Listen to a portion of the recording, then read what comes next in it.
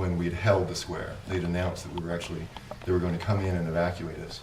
And so many people showed up and took over Atlantic Avenue and Dewey Square, and we were able to hold them back. It was an enormous moment that demonstrated to me that there is a limit to what they can do to us when we act collectively.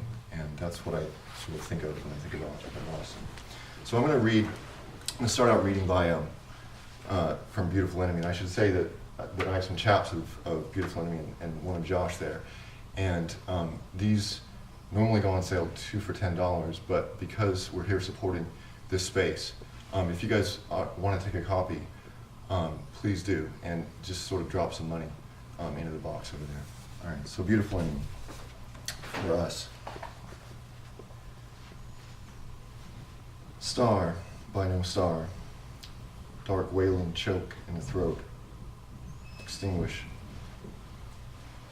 Gesture to recover a gesture that was not seen, unseen. Let them lie to others, themselves first. Grave in the heart, black wings. At asphyxiation's panorama, wake up to where there is not or think to, succumb to the audition of what has been done thousands of times before. Awake in dreams of... Let me try that again. At asphyxiation's panorama, wake up to where there is not or think to, succumb to the audition of what has been done thousands of times before. Awake dying and dreams of waking would be theirs. Breathe just what breath has no place for would be theirs.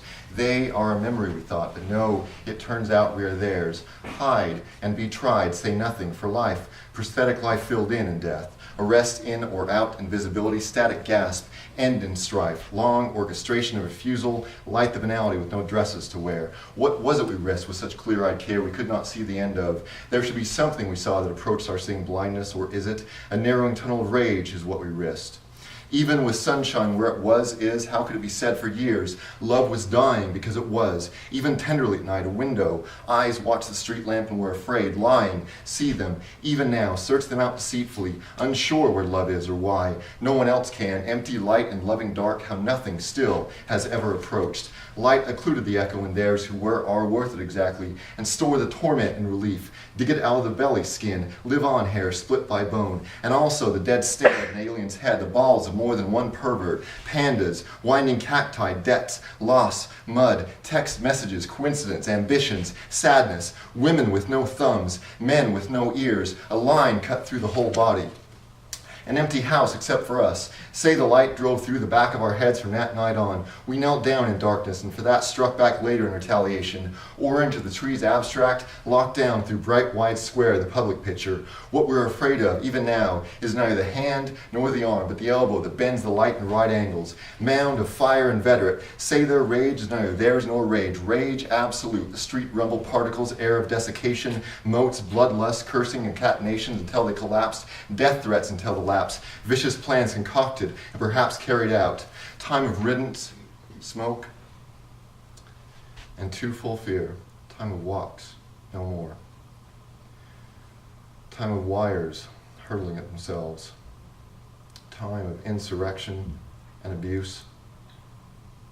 Time of brutality's consolation. Time of sidewalks and embarrassment. Time of revolt, silence, stupidity, will. Time of nights, tied to nights.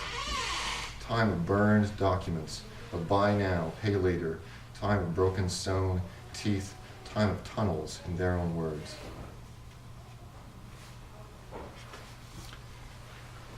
Some lines written in Dorchester, September 2011. Overcast, nuclear trefoil, far deeper delay. Valparaiso, Field's Corner, to Rear Square. What are they? What difference does it make to name one place or name them all? Hesitation, steadiness, triangular circle. There is a road in Idaho, goes straight to night, and more stars than I had ever seen. Some strange resemblance visited them. What were they thinking in Afghanistan? Residue of bile turned backwards full on to liquid contempt of each nutritional label. That moment when the scale of video game need no exoneration because they are it. Rattle of truck slams home, gibbering freeze district. C11, there is that porta potty, collapses on its own, casts no shadow. It is unstopping whir, ill-fitting in black and white, hole in the bug screen, window and glass, a check delivered to the future. Demand right now, money rules. The representatives of door whose pleasure wraps around night into its echo after waking. What good is cash unless it was cash before? They fell down stairwells, a shiver of enjoyment that exists only in an extinguished gasp of rioters. How else except toxic rivers, advancements on warning signs, regretful shoulder blades, still made the light move. Their eyes were raindrops, a black drone in the middle, question and answer. But no. The evening on the phone, the sky against the trees at 7, 8 o'clock, the benches and exhaust. They called it retribution for slights, injuries deeper than any pit or vice, delirious and half lecherous. If they moved at night, who knew better? If they waited, it was not without reason. What did not fall within that, twisted and suffering and gratitude, was alone. The clicks of insects were not heard. Disintegrations and dignity, pity as excuse, generosity as alibi, concrete folded in half, the words break furniture. Wait patiently and you will soon be seen, although the world will be different tomorrow when the pock-marked streets are cleaned. There was resentment at what was offered and taken, failure even minimally to offer the same back in misery at moments of equation and wormwood. From behind the back, without turning, elevating bridge, the river was descent, desperation for petty rehearsals of sobbing, ruthless barbs in return for the window view of the rooftops. There should be a way to say this, the resources at our disposal, the techniques of distinction, if only the untapped possibilities were wiped out. Read clean plate mobile denunciation, the first take ungiven guise of swindler, air of sycamore walk into slammed doors, divested pain as pretense, product of crossing. Miss this meeting and it will all be for nothing. Fist into the back of head. What are the words for it? Not even 1 a.m. No one on the street. No one coming back. The balcony, the bed on stilts. They perched above the headboard like police. They watched themselves in hunger. This is all to lead them off the trail, official forms, feckless rust, gang of pipe. Another signature in the eyes will scream in gorgeous peril, returns childhood desire to blind matter for a few hours as lovers. Neither. Love. The half-block. Derelict brick. Sicker and sickness.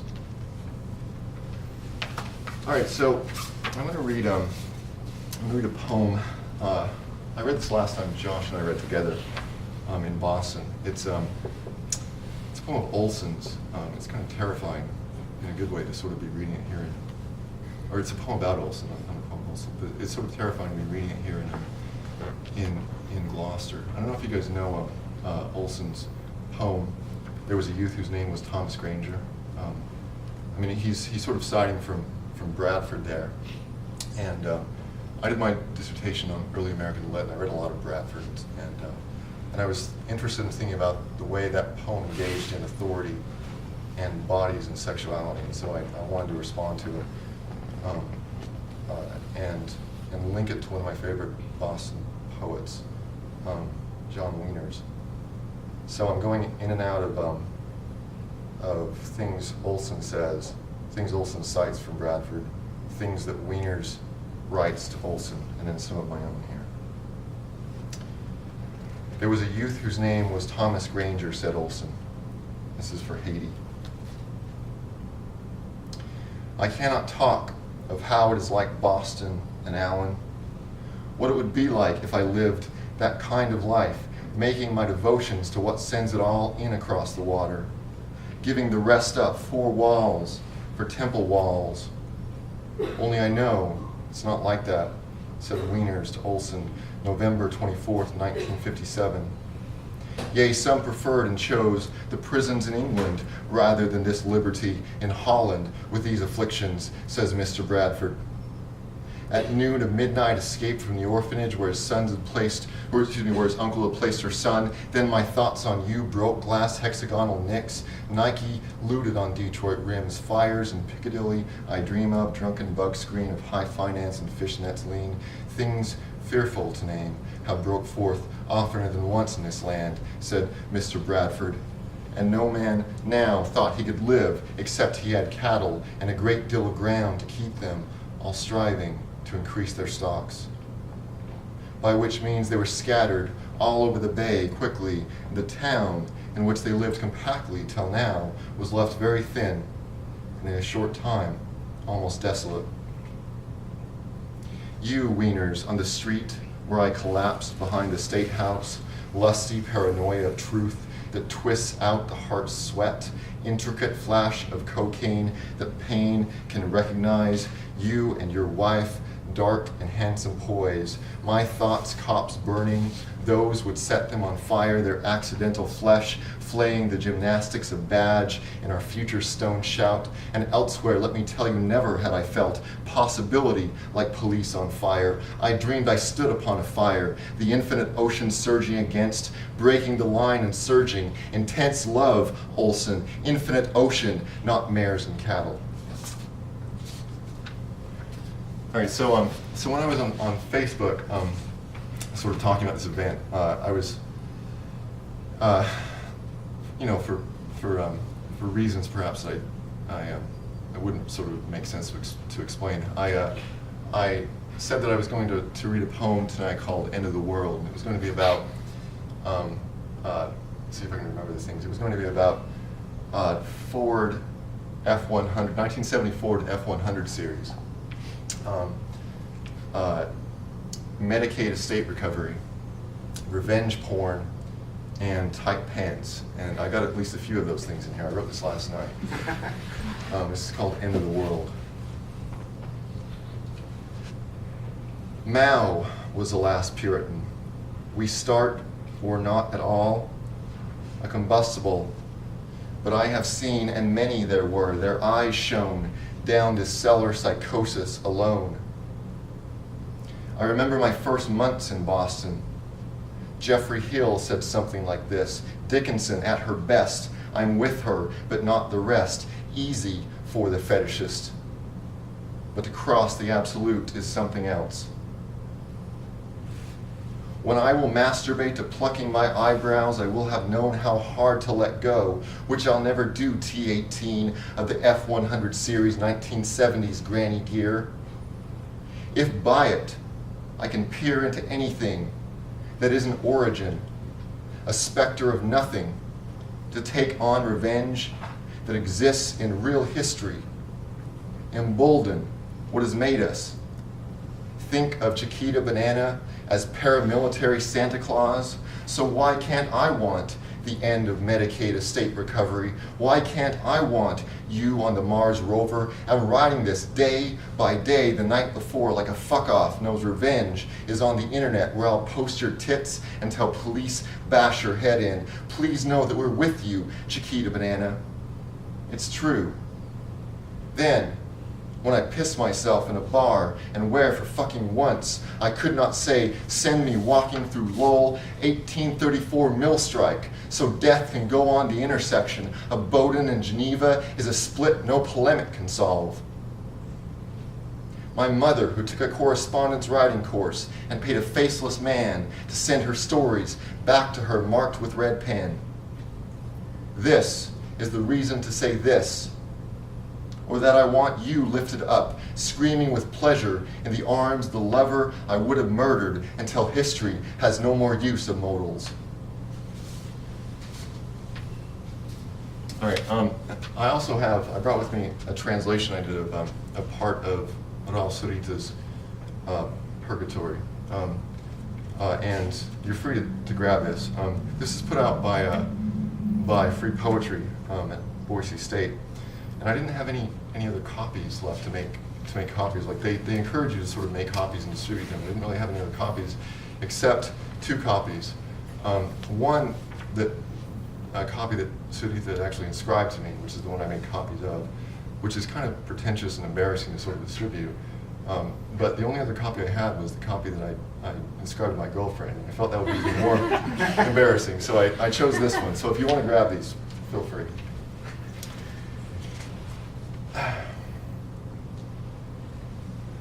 My friends believe I'm very bad because I burned my cheek.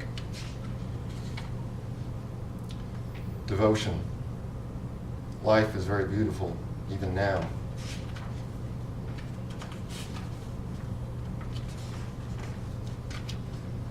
My name is Raquel. I've been in a profession for several years. I find myself in the middle of my life. I lost the road. Sunday morning, I wake up. A column has cracked. I am a saint, I say. All dolled up against the glass, my name is enlightened. Tell me it's not the superstar of Chile. I touched myself in dimness. I kissed my legs. I have had so much contempt for myself these years. I am the confession. Look at me, the immaculate. I have blackened even with soot, the nuns and the priests, but they raise their habits to me, and still the clothes beneath are white. Come, we are the original brides, they tell me. I destroyed my massive face in front of the mirror. I love you, I told myself. I love you. I love you more than anything in the world. I promise you I am not sick. I mean it. Nor do these things happen to me often, but it turned out I was in the bathroom when I saw something like an angel. How are you, dog? I heard him say to me. Good. That would be all. But now the damned memories keep me even from sleep at night. Over the cliffs of the hillside, the sun, then below in the valley, the ground covered with flowers. Sarita, enamored friend, gathers the sun of photosynthesis. Sarita will never again be a friend. Since 7 p.m. it has begun to get dark. Night is the bedlam of plants. Walled off by 4 walls of a bathroom, I looked up at the ceiling, then I started to wash the walls and the floor, the sink, the same bathroom. So you see, outside the sky was God, and it suckled my soul, yes, man. It was wiping my fogged eyes. The narrow bed that is ruined all night without sleep, like a candle snuffed out and flickering. I believed I saw Buddha several times. I felt at my side the panting of a woman, but Buddha was the bolsters, and the woman was lost in eternal sleep. Today I dreamed I was king. They put me in black and white skin. Today I move with my head till I almost fall, while the tolling bells of the church say that milk is going to market. They have shaved my head. They have put me in rags of gray wool. Mama goes on smoking. I am Joan of Arc. They record me on microfilm. The glass is clear as water, terror of prisms and windows. I turn the light so as not to lose myself in them.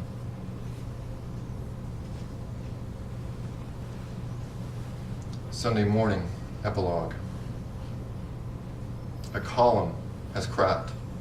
I saw God, though you don't believe, I say to you, yes, man, last Sunday with the exact eyes of this flight.